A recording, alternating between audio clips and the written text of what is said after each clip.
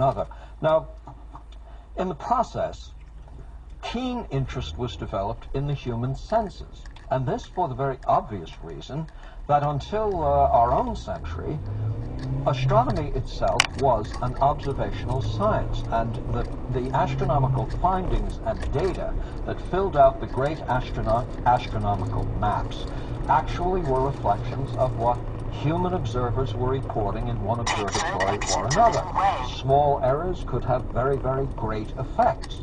So there came to be an interest, philosophically inspired by the empiricists, scientifically inspired by the practicalities of the case, a great interest in just how good we are as observers, how good the percipient is in detecting small differences and making subtle judgments about the facts of the external world. So there was at once a pure science interest in all this, namely, if everything we know, if the furniture of the mind itself is the outcome of experience, how good and keen are we at the business of experience? How comes the mind to be furnished, asked Locke, from experience? Well, what about vision and audition and touch and taste and the like? So there is this sort of philosophical psychology with a pure interest in this, and then a practical scientific interest. How do we account for discrepancies among astronomers, etc., etc.? How can we improve the record with more precise and refined instruments? Well, I want to pick up this part of the story in the first third of the 19th century in Germany at the University of Leipzig with a scientist by the name of Weber, W-E-B-E-R, physiologist, a natural scientist. The specialization of the sciences was not quite developed at that time. Weber was one of a number of scientists interested in the keenness or the acuteness of the human observer. And he undertook some systematic studies to determine, for example, how different two weights had to be for the ordinary percipient to tell that one was heavier than the other. How different touches on the skin had to be for one to seem to be more forceful than the other. Well, Weber came up with a quite interesting finding, and if you're trying to keep track of this in your car, for example, as you're listening to this, you might want to do it again with a pad and pencil when you get home. But let me tell you what the finding was. Suppose you want to determine how different two weights must be for the normal observer to judge one to be heavier than the other. Now, of course, if you wanted to do this in a quite systematic way, you might blindfold the person or keep them in a dark room. They'd hold out a hand, maybe hold out both hands, and you'd have calibrated weights, maybe brass weights from a chemistry laboratory, and you'd put these weights in each hand. You might want to alter hand to hand because of differences in strength or sensitivity of the two hands. And then you would proceed, let's say, with a standard weight in one hand. We'll call that a standard weight. And now you start putting weights in the other hand. And the subject's task is to tell you the point at which the weight in the other hand seems to be just stand. Now, if you do this quantitatively, you can put a 5-unit weight in one hand. Call that the standard weight.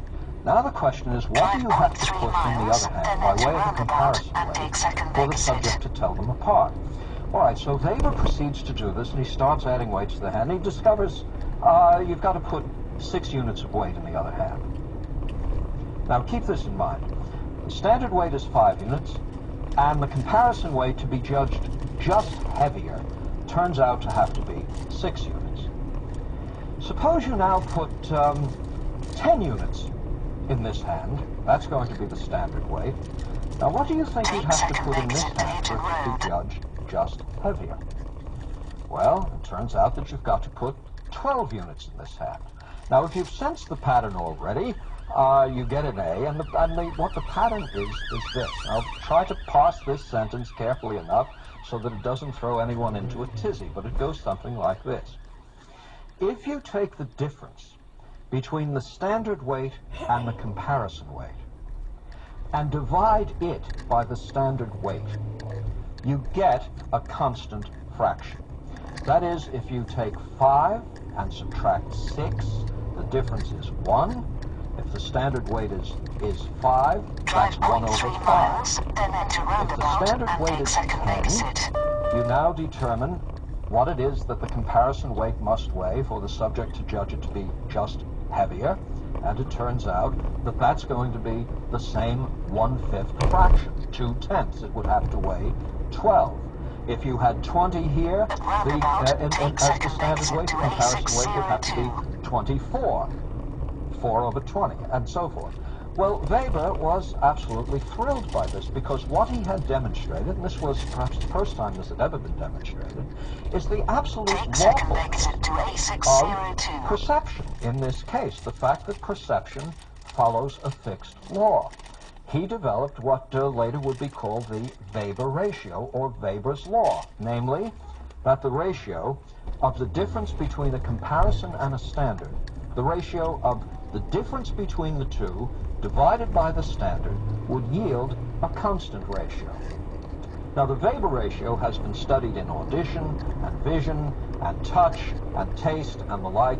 It's one of the stock experimental psychology experiments that students are given to do. But here we've got something in the 1830s being put into a scientific journal. Weber has done this.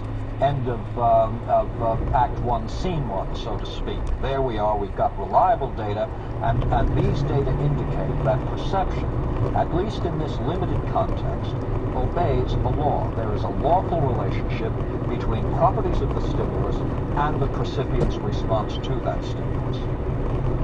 Well, many decades later, 3 decades later, a physicist at the same institution, the University of Leipzig, is doing observations of the sun, and actually goes blind. Now, this physicist was very, very famous in his day. His name was Gustav Fechner, F-E-C-H-N-E-R. He was one of the youngest people ever to be awarded a chair in what we would call physics, a natural science chair.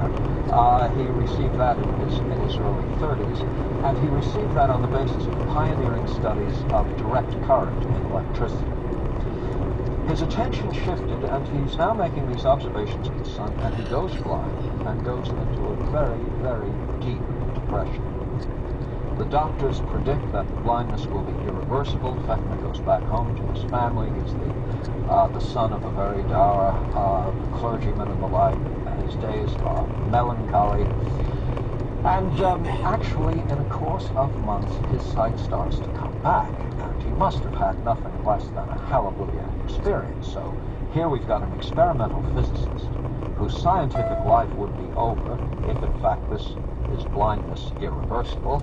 Now his sight starts coming back, and he tells us in his letters and memoirs that at this point he rededicated himself, his whole scientific life, to a new project, a kind of in praise of God project.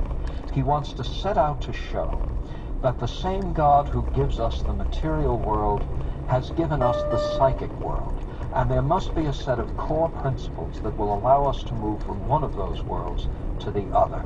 He's going to develop a new science to establish the precise scientific relationship between the psychic and the physical. And he names this new science Now, whatever Fechner's inspiration might have been, the specialty field of psychophysics within contemporary psychology is a highly developed, very, very active field. It's probably the area of experimental psychology in which we have the most systematic, scientific, and reliable data. This is a field in which we actually do, following Fechner, examine the precise relationship between sensation and the physical properties of stimuli applied to the organism, applied to the human observer. Now, Fechner wrote a landmark work called Foundations or Elements of Psychophysics, Elemente der Psychophysik, which shows up in 1860. And in the first chapter, he reviews not only what his project is going to be, but the basis upon which he has some confidence that this project actually can be pulled off. After all, why would anyone assume that there are precise lawful relationships between that busy world of the external stimulating environment and something as complex as human perception? At first blush, you would think not only that no such lawfulness exists, but if it did exist, there'd be no way to find it out anyhow. So Fechner reports with great